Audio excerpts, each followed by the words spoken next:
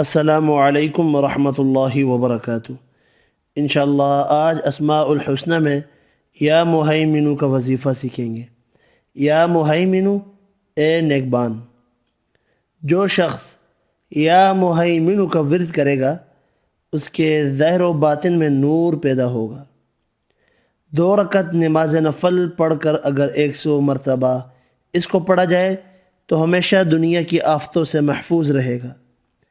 سفر میں یا محیمنو پڑھنے سے مسافر خیریت سے واپس اپنی منزل تک پہنچ جائے گا انشاءاللہ۔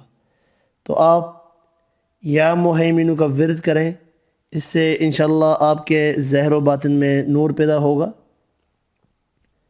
اگر آپ دنیاوی آفتوں سے بچنا چاہتے ہیں تو 2 رکعت نماز نفل پڑھ کر 100 مرتبہ یا محیمنو کا ورد کریں، انشاءاللہ آپ آفتوں سے محفوظ رہیں گے۔